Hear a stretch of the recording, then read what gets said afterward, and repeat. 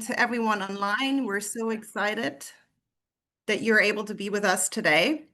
Thank you for joining us for the launch of the Global Media Monitoring Project 2025 Highlights Report, hosted in partnerships with UN Women, the World Association for Christian Communication, and the United Nations Correspondents Association. My name is Janine Kendall. I'm the Deputy Chief for Communication at UN Women, and I have the pleasure to introduce today's moderator, Francesca Donna, who's the founder and editor of The Persistent. She will take over now, introduce you to our panelists, and we look forward to spending the next hour with you. If at any case you have technical difficulties, please let us know in the chat, and we look forward to engaging with you for the next hour. Over to you, Francesca. Thank you so much for that lovely introduction, Janine. I'm absolutely thrilled to be here.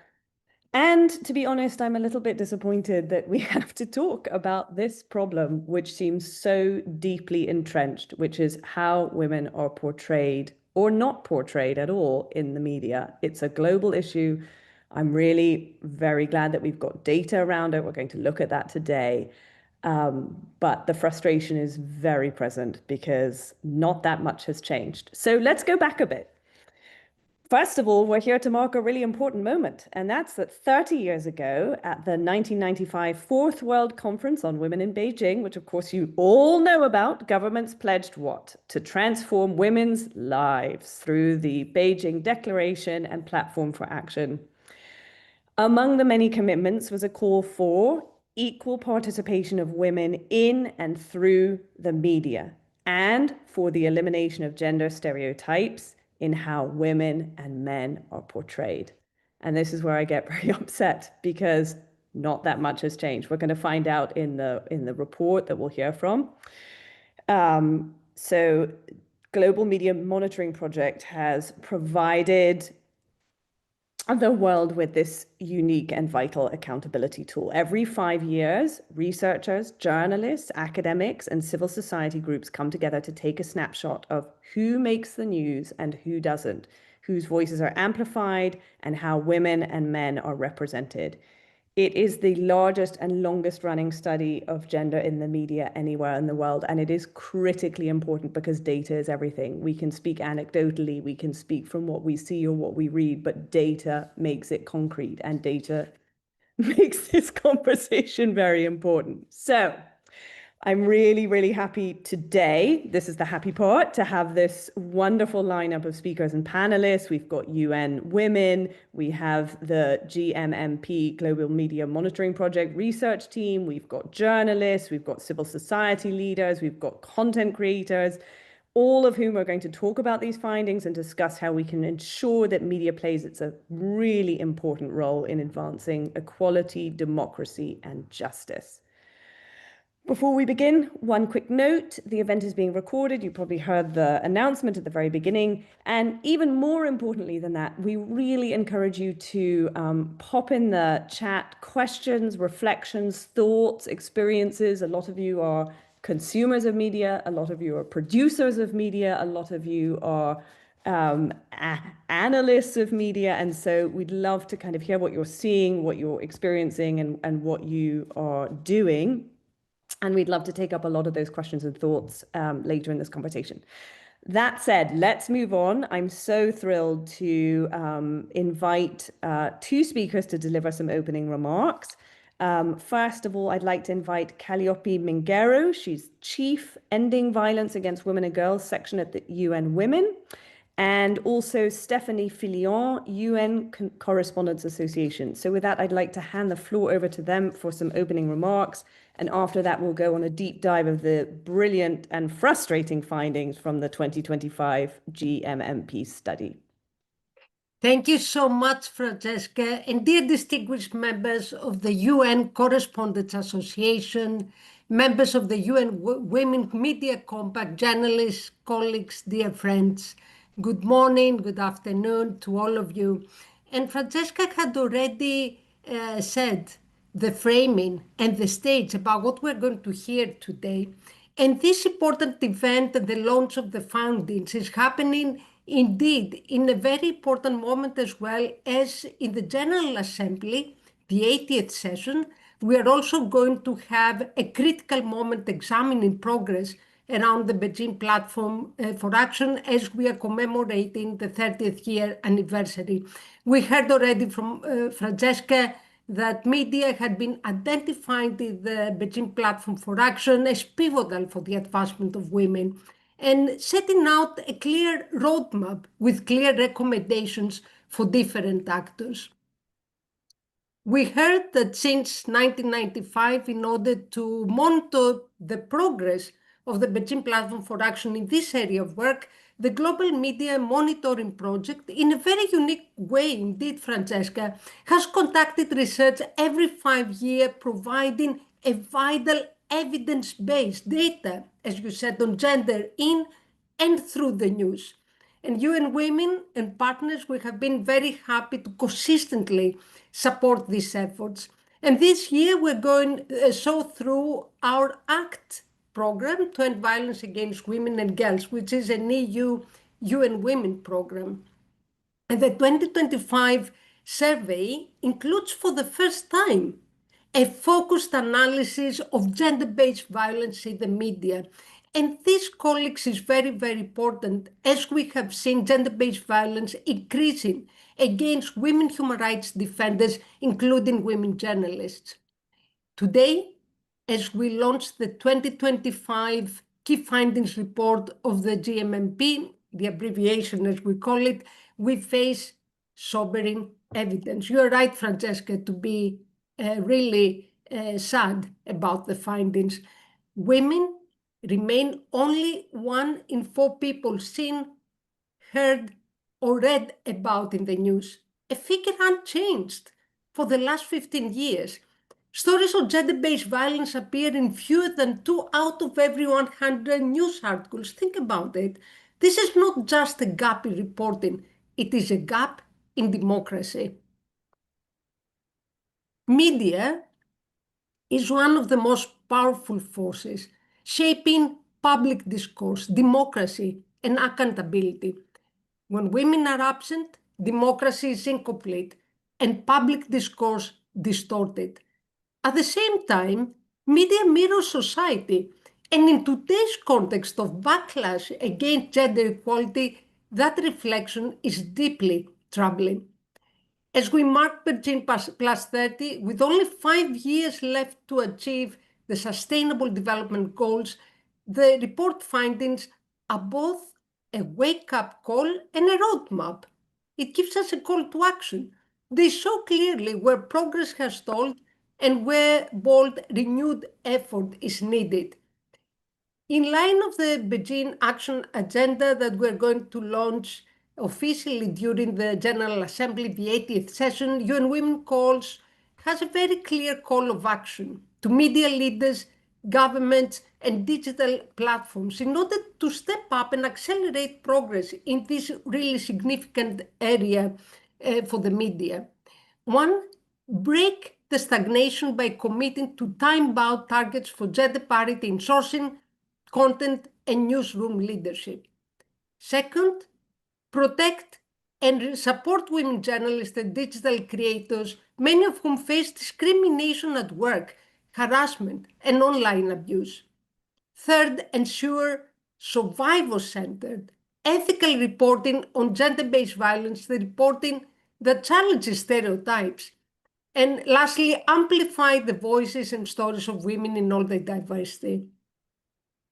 In this moment of backlash and division, we must affirm a larger truth. Gender equality is not a contested agenda, but a unifying force for peace, development, and human rights. We will never back down.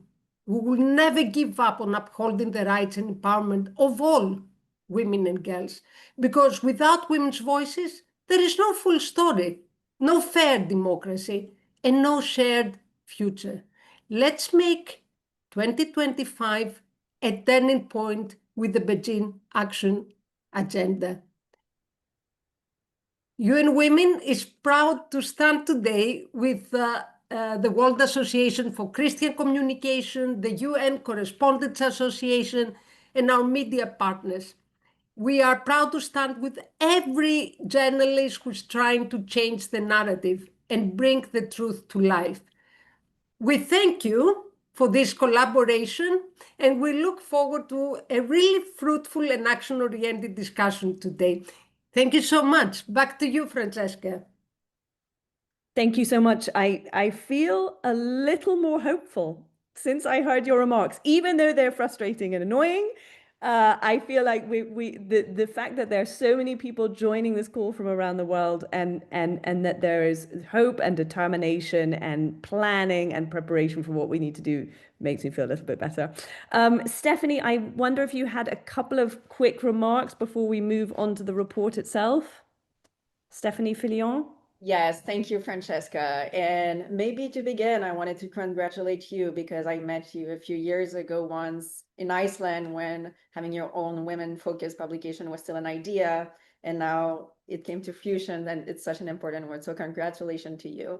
My name is Stephanie Filion. I'm a journalist, and I sit on the board of the United Nations Correspondent Association, UNCA. And on behalf of UNCA, I want to thank UN Women and WACC for releasing this important report and also for carrying forward the important work of the Beijing Platform for Action.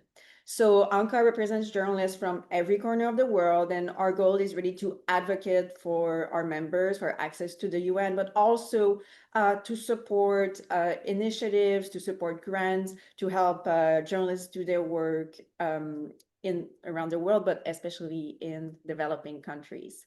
So this report, I think, as you said, it doesn't only highlight the challenge that we face as journalists in covering women issues, but it also really points on how we journalists can really improve our work every day. I think that many of us as journalists really strive to amplify women's voices and to really have a very broad diversity in their coverage. But the reality is that their journalism business has become so challenging, and the business models is changing almost on a daily basis. And there are other systematic barriers, and I think the report really highlights that very well, that journalists face when doing that work. But however, I think when looking at this report, one thing that becomes very clear is that as journalists, we have to do better. But as Francesca mentioned as well, I think there's nothing that journalists like more than data and then facts and data. And I think that this report will really help not only newsrooms, but also philanthropies and associations like ours really use the data to develop new initiatives and to advance the Beijing agenda and to really help amplify women's voices worldwide. And maybe on a personal note, I'm a millennial. I'm not going to give my age, but I grew up in Canada, and I was fortunate enough to have many women journalists, women news anchors as role models. And I know that many women did not have that chance, and many women and girls, and I'm thinking about Afghanistan in particular right now, still do not have that chance. So I think as journalists, it is a line of work that we should not take for granted, and it's really a privilege to get to report every day. But I think this should be a chip on our shoulder to really continue to amplify women's voices, because some women just don't have that luxury. So on behalf of UNCA, thank you so much, and I'm looking forward to also participate in the panel. Thank you. Thank you so much for those really great remarks. And I totally agree. It's on journalists to do something about it, but it's on all of us to allow them to do something about it, which means thinking about the system, thinking about who's running newsrooms, thinking about protecting journalists against harassment and so many other issues that that were raised by Calliope as well. I'm so excited now to move us on to the main part of this. We are very excited to hear the findings of the Gmmp, excuse me, 2025 report. And we've got Rodrigo or Rod Molina, who is going to present those. I'm very happy to pass this over to him, and buckle up, because it's not all going to be too pretty. All right, Rod, you're up. All right, thank you very much, Francesca. I'm going to share my screen.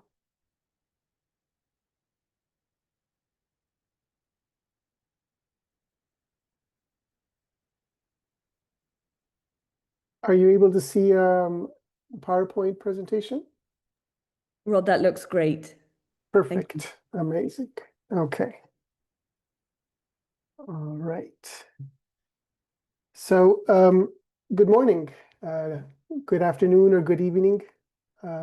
Thank you, everybody, for taking the time to be present today to hear and see the key global findings of the Global Media Monitoring Project 2025.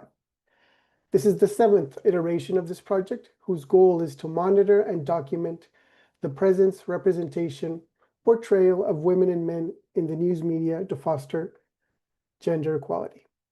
My name is Rodrigo Molina. I'm Global Coordinator of Gmmp 2025.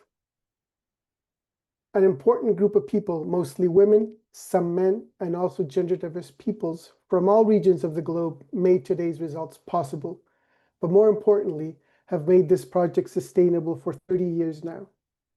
I would just like to take a moment to wholeheartedly thank all team members from all regions, national coordinators, regional coordinators, for your commitment, hard work, and perseverance.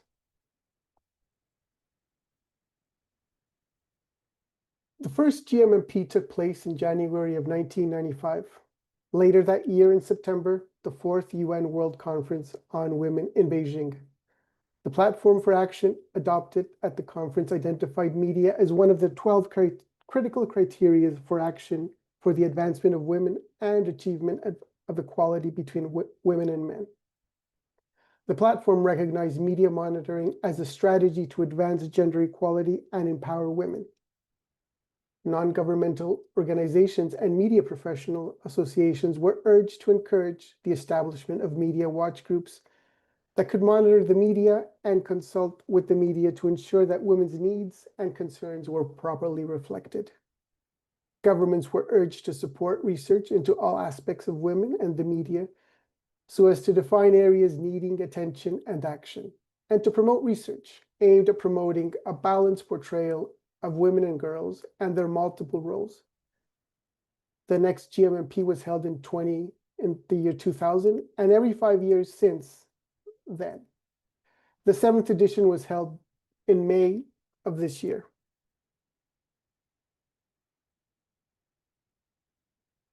For the 7th Global Media Monitoring Project, teams in over 90 countries in 8 regions collected data from approximately 30,000 stories. The information I will present here today in the 15 minutes time span focused mostly on global trends, and the information you will see addresses some of the following key questions. What is the presence of women in media? What kind of stories are they a part of? What kind of news subjects are they? GMMP 2025 monitored the following media types: print, TV, radio, and internet news sites. I'm sure you're all asking what happened with the presence of women in the news in this 7th measurement compared to previous years.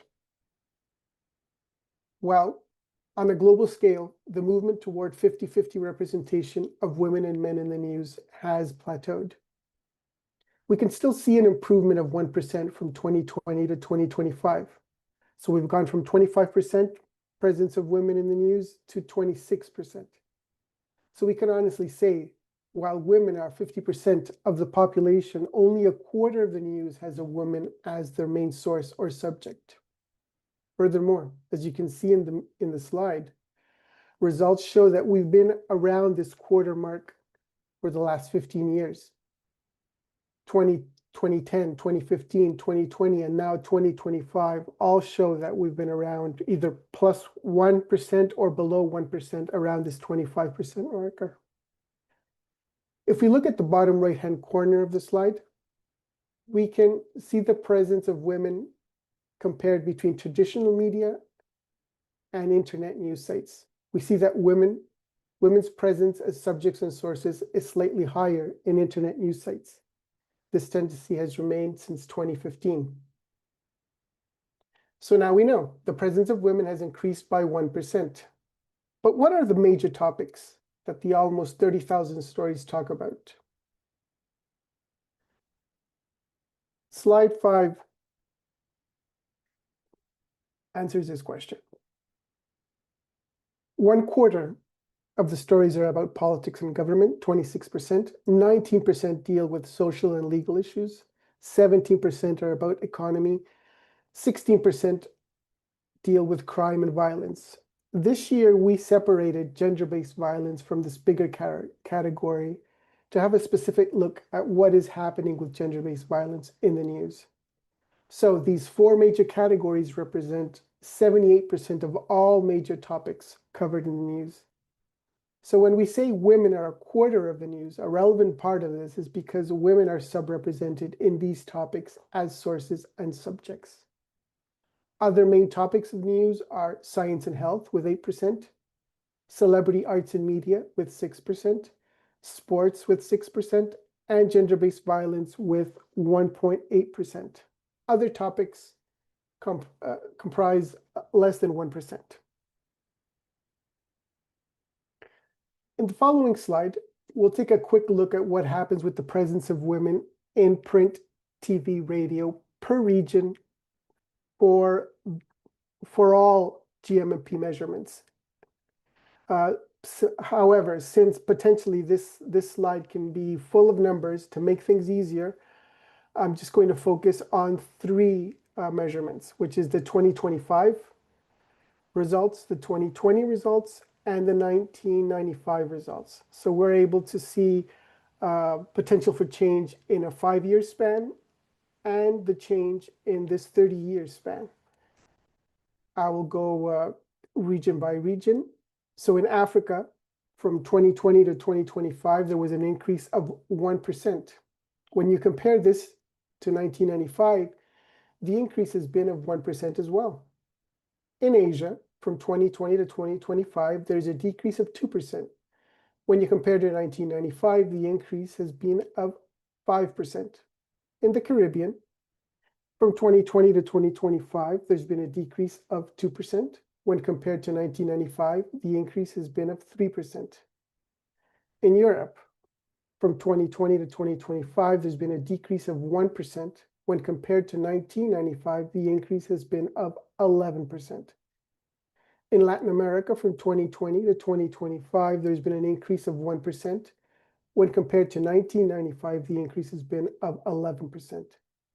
In the Middle East, from 2020 to 2025, there's a decrease of 1%. When compared to 1995, the decrease has been of 5%. In North America, from 2020 to 2025, there's an increase of 7%. When compared to 1995, the increase has been of 13%. In the Pacific, from 2020 to 2025, there's an increase of 2%. When compared to 1995, the increase has been of 13%. In the following slide, we're looking now at the presence of women in all GMP measurements, but along the major topics that the news cover. Once again, we're just going to focus on 3 measurements, 2025, 2020, and 1995. And the first thing that probably draws your attention are the 3 lines, the 3 columns at the right-hand side of the slide. These are 3 topics that were covered specially in GMP 2025. So we took a look at what was happening in gender-based violence, stories that dealt with gender-based violence, stories that deal with celebrity arts and media, and sports specifically. Just going a little bit into the gender-based violence stories, we do see a 50-50 here representation, but what is very interesting to note is that within the stories that deal with gender-based violence, the way men and women are represented is quite different. So let's start with women. Women tend to be represented as homemakers, children, and celebrities, and men appear more as criminals, legal professionals, and also celebrities. So when we ask the question, so in what topics do women have a stronger presence? Well, The answer to that question is science and health. As you can see, science and health topics, women appear with a significant above average presence than the 24%. Women in science and health here appear with 36%.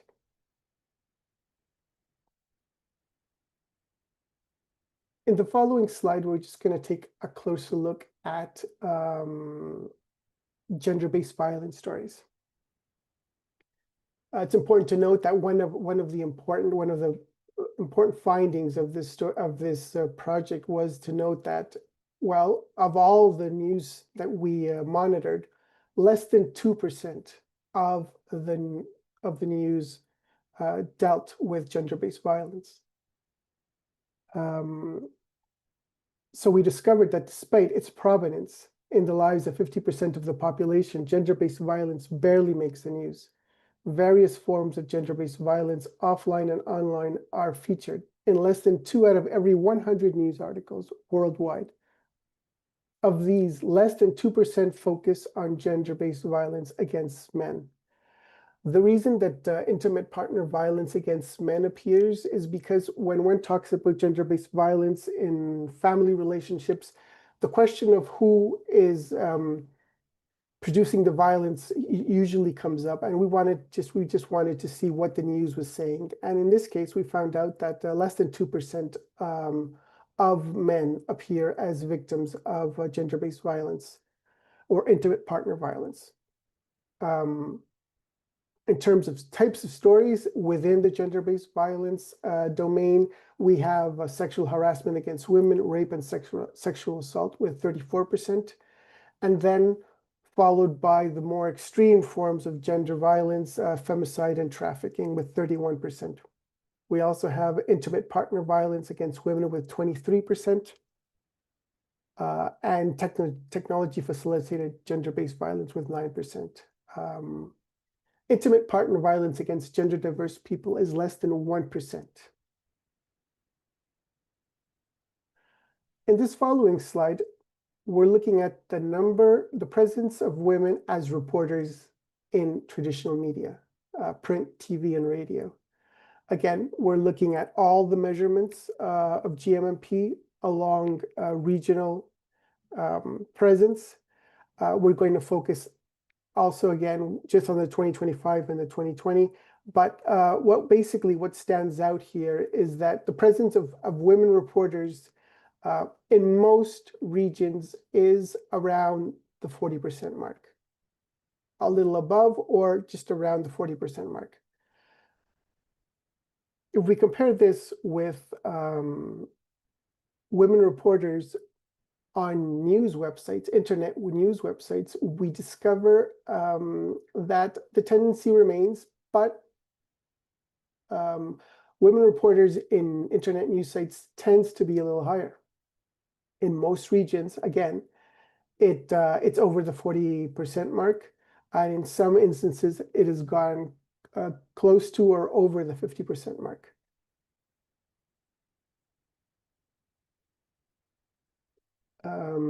In this slide, we can see the function that women have in the news that we monitored, specifically dealing with traditional media, print, radio, and TV. So we see that women tend to appear as narrators of personal experiences and popular opinion. That's the main function that they tend to have. When we look at the function of being a spokesperson or an expert commentator, we notice that the presence is around 23%, 24%. So it goes down significantly.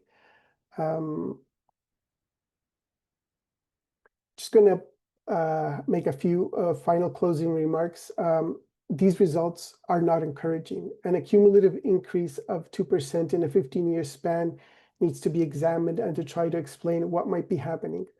We're definitely seeing in 2025 and before the presence of a gender backlash that is taken on different sizes and shapes on a country-to-country level.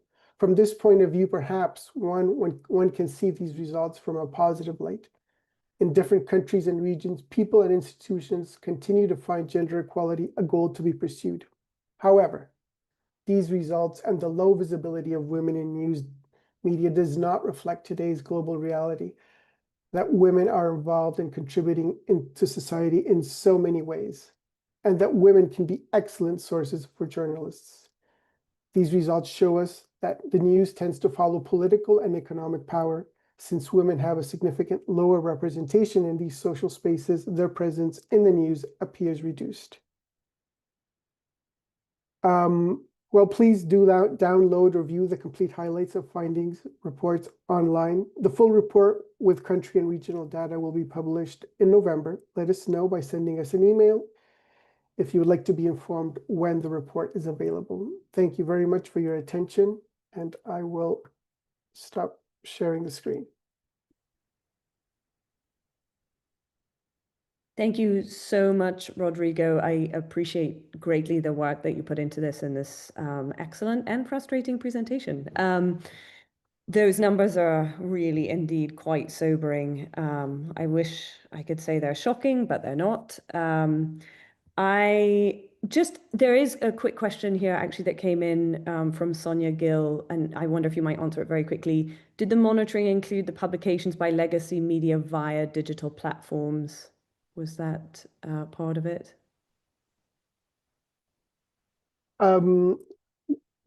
Let's say that there is, so the question is, the answer is not really. Usually what we did do is that we did cover the media, the legacy media with the traditional formats that they come in. However, we did notice that in some cases they did have connections to internet outlets. So yeah, so it's okay.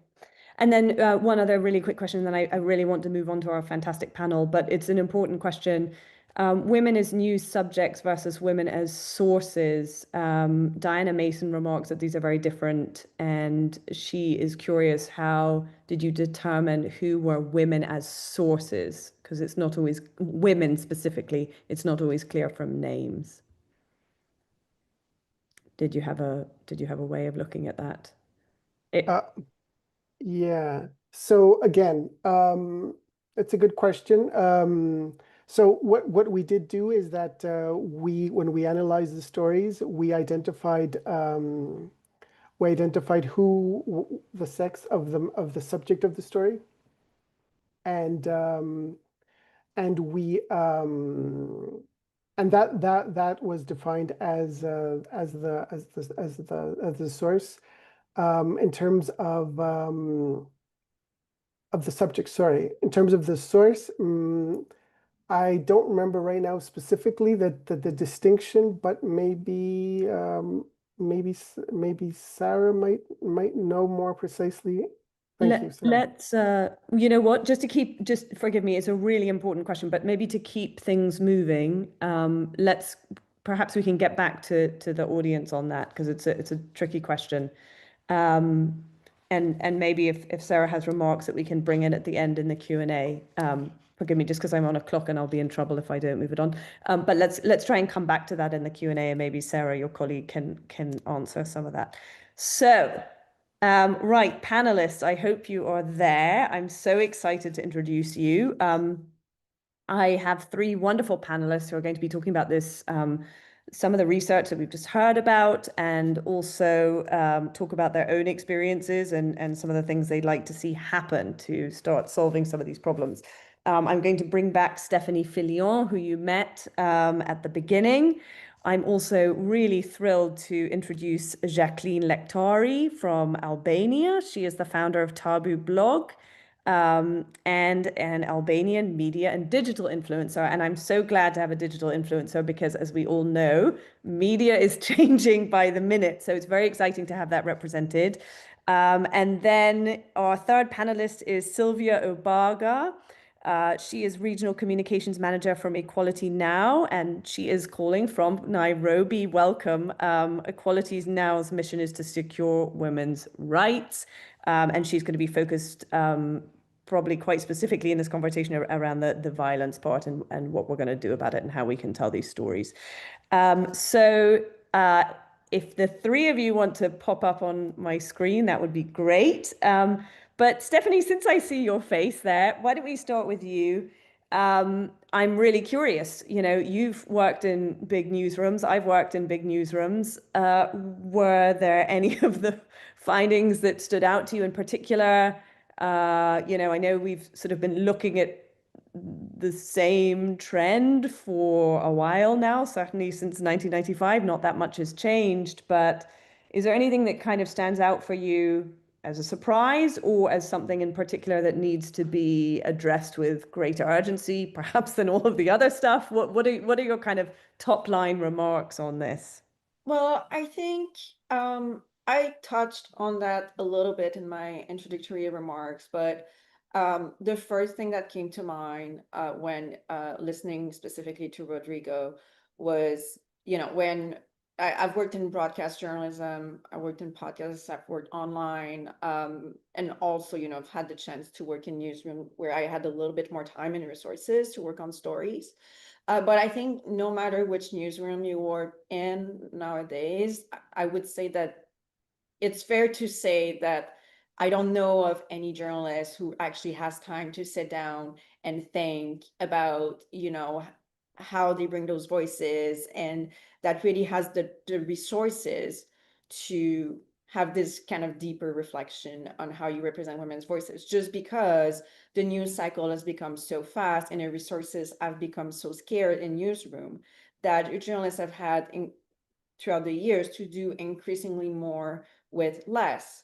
So when I look at those challenges, to me at least, yes, we do see more and more women working in newsrooms, but I would be curious to see how those numbers are reflected in leadership roles, because I think when we look at women's voices, at how we empower women, at how we reflect those voices, I think those changes have to come from the top, and to really allow journalists to have this more holistic approach to the work that they do. And I think when Rodrigo says that overall the coverage or the study really reflects the political and economic power dynamic in society, I think I couldn't agree more with that, because ultimately when journalists have so little time to find people to comment, or to just, sometimes it's just rewriting stories, right? You're just rewriting, repurposing what's been said in another media, just because the news cycle is so fast, you kind of have to be the second, the third one on it, and to be able to publish it. So ultimately it goes back to who the spokesperson is, who the president is. And so I think it really shows that ultimately news reflects society, and it reflects a society where we still have a lot of work to do for when it comes to gender equality. Yeah. I mean, one of the frustrations really is that it becomes such a sort of perpetuating cycle of, you know, you don't have a lot of time to, you grab the source that somebody else quoted, but the reality is also that it doesn't take that much more time, perhaps, you know, a few minutes to say, great, I'm glad you sent me the, you know, the director of this organization.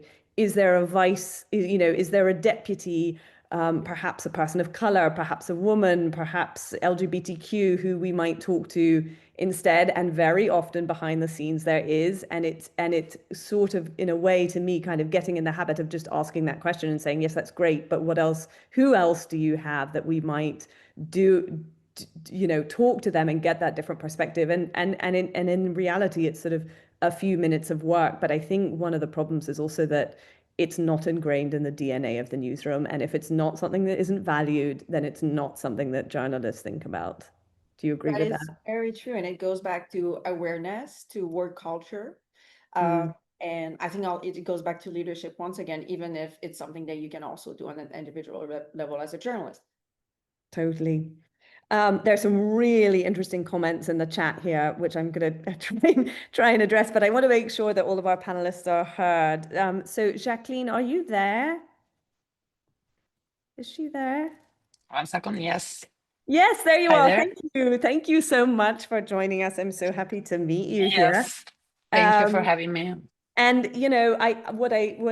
one of the reasons I'm so pleased that you're here is that the study has looked at sort of more of the traditional forms of media, all critically important, but you are approaching this from a little bit of the new way, right? Which is no longer really the new way because, of course, media is transforming. So I would love to hear your thoughts. You've got digital platforms transforming journalism, who can be a journalist, what it means to be a journalist, how we publish and how we get our message and voice out there. You're also a very visible woman, which is great. And I'd love to kind of hear from you. What are your views on sort of the opportunities, the positives, and also the risks of doing what you do? Have you tell me about the good, I guess, and tell me about the bad. Yeah. Actually, I'm a journalist, I'm a content creator, activist, so I'm on both sides and I collaborate with both sides, so I can understand very well also journalists, but also content creators and all the challenges that they have in their everyday life. So what I'd like to say and to talk about digital platforms, I think I love them. It's a new way. It's a new way to give women a new way to be visible. So nowadays, we don't have to wait for newspapers or TV anymore. We can just grab our camera, grab our phone, and we can tell our own stories, build our own audience, and of course, connect with people who are across the world directly. So I think this is a big opportunity for women's voice. Before, many women also here in Albania had to wait for traditional media to give them space. Now we can, grab our stuff and share our own voices, our own stories with thousands of people directly. So this is a huge opportunity for visibility and empowerment. But the risks are there, and the risks are also very clear. The same platforms that give us freedom also expose us to violence. Women online face hate, harassment, bullying, threats, way more than men. So this is the reason that many women also in digital platforms stop speaking because of the pressure. Is this type of pressure and this type of violence that makes women step back and choose not to be visible in the public or even in the digital area. So for me, digital media is both a tool, but it's also a battlefield. So the opportunity is that women no longer need the permission to be visible, but also there's a risk. And the risk is that it's a personal price, a very personal high price for this visibility. So in my opinion, the challenge should be that visibility should not exist or be seen like vulnerability. Mm-hmm. So after the Gmmp findings shows that even after 30 years, only 26% of the people in the news are women. So in this context, I think that our aim, like journalists and also digital creators, should be to make these spaces not only open, but safe for women voices. That was great. And what you're saying, honestly, is giving me chills in both ways. One, because it's so important that you're doing what you're doing. And the other, that because the violence is really extreme. And I think until you start really, we talk about violence in sort of this sort of overview way, okay, it's terrible, it shouldn't happen, women are, attacked, abused, whatever. But actually, until you really start looking at the messages, the pictures, the images, the onslaught, the enormity of what you experience, it's hard to even believe. And I wonder if you have experienced that, or if your friends have experienced, or your colleagues experienced that. It is enough to make people to say no, I can't do it anymore. And that, of course, is intention. Yes, I have chills now. Of course, I've experienced them, but I don't like to talk or to call myself as a victim, but as a survivor. But in Albania, I see another problem, and I think we face another challenge, not only just as journalists, but as content creators. very weak cybersecurity and no official agreements between the state and very big platforms like Meta, Google, YouTube, TikTok. So for me, that means that when women face hate or threats online, there is no real system of protection, and there is no clear way to hold platforms for accountable. So at the end of the day, you are never really independent also on social media. You are only free as the platforms or the broker for Albania allows you to be.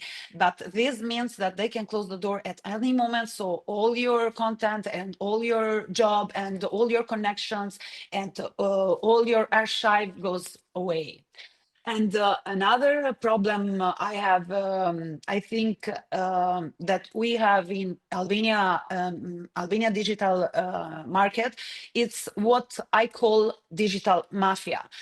Influencers in Albania have, of course, opened a new market where money can be made very quickly. But like in every market, you know, competition is important, and also monopoly is very dangerous. So right now, there is only one main agency for influencers, and this creates a lot of power just in one place. And sometimes this agency can use influencers to isolate other person or other influencers in order to build a new negative narrative about someone, or they try even to use a large number of fake profiles in order to attack or damage the reputation and the safety of the targeted person, who usually is a person who talks or uses platforms for social problematics and for social thematics. So this is not only unhealthy for media, but I think it's very dangerous for democracy and public trust. This means that at the end of the day, influencers in Albania are also passively being blackmailed. So they are controlled by big contracts that make them depends or targeted with attacks that if they don't follow the line. So for me, this shows how fragile the system is, even on digital platforms, which is a new way of making media and communication. So, this so-called, by me, of course, digital mafia decides who is visible and who is silenced. And this is not competition, this is manipulation. It's so problematic. The algorithms also decide who is visible. But, you know, as just kind of hearing you talk through this is such a reminder that there aren't protections in place, that there isn't really a system in place, that it's kind of really uncharted territory. And it's sort of, you know, the loudest voices get heard. The cruelest people are the ones who seem to be able to manipulate and decide who gets to keep and who doesn't. And I think, you know, if anything, this is kind of a major, you know, we've known about it, but it's a real warning and it's a call to action that, you know, journalism is not going, is changing, and that's great. We're still going to have all those traditional forms. I very much hope. I like legacy journalism, but it is also this new area, and it is time to really start looking at you know, how this is and how we keep people safe. People don't need to be overprotected. It's not that, but really thinking about how we make sure those voices are heard, because this is very critical. And then, of course, there's the other problem of massive amounts of misinformation, you know, and that's another problem. If you don't mind, I think also that influencer and independent creators often, you know, communicate with communities in a very direct, personal way, so more close to the community. These stories maybe, and the realities maybe, are not covered or noticed by traditional media. On the other hand, our news media outlets, they have structures, they have bigger platforms, they have reputation, and they can bring influencer stories to an audience. So for me, if these two work together, we can take women's stories from the margins to the centers. We can put these two sides together in order so for journalists and content creators to not see each other as competitors, but collaborators. So totally agree. We have to come together. Yes. I totally agree. And by the way, it's worth mentioning that there have been many and more moments in media where legacy media has followed the algorithm, who's actually broken the story or actually found the trend or whatever it is, and then you see legacy media scrambling to say, oh my gosh, there's a story here and we didn't know. Right. If you don't mind, I really want to hear from Sylvia as well. She is a deep expert in violence against women and girls, and I think Sylvia, are you there? I'm here. Can you hear me? Amazing. Thank you so much. I'm so happy that you are here to talk about this really, really important topic. And I think that that Jacqueline was able to kind of even begin setting the stage. You know, violence, you're the expert, not me, but violence is prevalent in life, in the media, in the online world, in sort of trying to shut women down in their voice, not just women, but probably a majority women, in their voices, in their storytelling, in their actions, in their ability to go around and live their lives. And I wonder if I might kind of kick this to you as you think about how all manner of violence is covered or not covered in the media. I'm curious also about why it's not covered, because maybe people think it's not important, maybe people think it doesn't exist. Maybe people think readers don't want to know about it. Maybe editors don't want to talk about it. There's so many issues, and I'd love to kind of get your thoughts on why aren't we covering it? How do we cover it? And how do we start protecting people in a way to be able to do their work and be heard and not have these horrific repercussions? Francesca, Sylvia, I'm so sorry. Yes. Allow me to just step in one second. I think we're seeing how interesting this discussion is and how engaged everyone is. We wanted to see if our audience could be available for 10 more minutes. We would then extend this event until 10:10 to also give the rest of the speakers an opportunity to share their valuable insights and to be able to help with more questions in the chat. So just an announcement that we're going to be extending, and that gives us 17 more minutes, and we will be concluding at 10:10. Thank you so much, and apologies. Over to you, Sylvia. Thank you. Thank you, Francesco. Thank you, Francesca, and thank you, Janine, for the extended time. I can see some enthusiasm there, and I'm very happy to engage on the topic. Why the first question you asked is very interesting, because I work on this other side where we work as civil society organizations that look at violence against women and girls, that try our best to ensure that issues that are happening on the ground are being covered. I think one thing that stood out for me is the fact that there's such a spike in violence that's currently happening, and it's innovating itself over time, especially seeing how, issues of femicide, how femicide is manifesting and everything else as we're seeing in Africa and even around the world. But then at the same time asking, why are we plateauing in terms of how we are reporting or what's going on? So there's a bit of an oxymoron there in terms of that. In terms of what we are trying to do as civil society organizations, trying to push for better structures, but yet we're not just getting enough. And I think we haven't been innovative. That's what, if I reflect, because this is a reflection point, have we been innovative or fast enough as CSOs to be able to see how we can collaborate with media? I really liked a point that Jacqueline actually brought out in terms of, have we ever thought about engaging, say, digital influencers and journalists together? Most of the time, most of our reporting, most of our ways of working with these people has always been the traditional approaches, where we basically just, as much as we do value the importance of training or bringing these experts together, be able to amplify, we don't typically think about, we always think about legacy, we always think about traditional media or mainstream media, but we never thought about like engaging these bloggers or people who would sort of try and influence the framing, which we really need to think about when it comes to societal framing, and also framing when it comes to documenting or representing violence against women and girls as a violation of human rights. One thing that I think I did read in the comments that was pointed out is that we are seeing journalists really bringing out, or the media bringing out issues and highlighting issues of violence against women and girls as a victim issue or an issue, but forget the framing about this is a human rights violation. And we forget that because we need to play the role. So it's always about, and it's usually influenced by myths and misconceptions or culture, where things are really noted as taboo, or it's a family issue, or it's something that's happening, it shouldn't be reported. And that really, really challenges in terms of how, people want to think about it. They always think about it from a victim mentality. Let me speak a little bit more about the training part. I've always had, personally, I've had experiences, and I've seen also journalists get very frustrated where they talk about experts and talk about who are women out there ready to speak?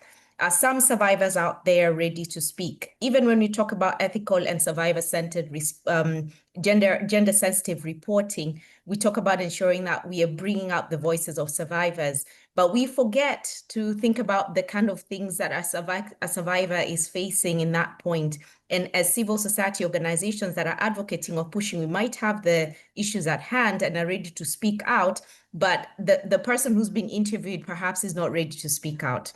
And most of the time we've had also frustrations, me working in the communications department, realizing that men are the ones who are ready to speak out or respond to journalists' responses. It's always like they're very ready. Are we investing in ensuring that we are empowering women by building their capacities to be able to answer or respond to this media that we have trained that are ready to? So it's really a whole to respond. So it's really a whole ecosystem, and we really need to think about it in that way and be innovative enough to embrace this and co-create. I think one good example that I learned the other day is that after training, we were able to come up with a WhatsApp group, for example, where we had all journalists that we had trained coming together. And what we have seen with that, so it's not email, it's just a WhatsApp group that helps people like exchange ideas, share articles that they've done, sort of discuss and say, this is something I want to write about. How do I go about it? That peer-to-peer engagement and allowing us, even as CSOs, to influence or sort of help has really been something that we've recognized as a positive way in which we can engage journalists beyond just the traditional ways of doing things, and trying to ask them, what do you need? And what do you need to make things work for you? And most of the time, the biggest frustration is we don't have sources, we don't have experts, we need to ensure it's balanced, and we know this very well. And it's us as CSOs or people who are fighting and ensuring that we are trying to ensure that, the right framing is actually happening for us to actually really think about getting to the shoes of the media and the journalists and the influencers as well. I'll go on and go on, Francesca, but let me just let you go. So, it's something I'm so passionate about. No, and you should be. And I, gosh, you've raised so many important points just in those few minutes. And even the idea of sort of, are you ready to speak? I mean, this is so tricky. And one of the things I think about, particularly with very, very sensitive and difficult topics, is it takes time, it takes trust. It can take weeks, if not months, to give that person you're interviewing the confidence that this is okay. We're going to treat your story with care. And you don't just ring up and get someone to speak like that. It doesn't work like that. I mean, this is a really, really problematic thing.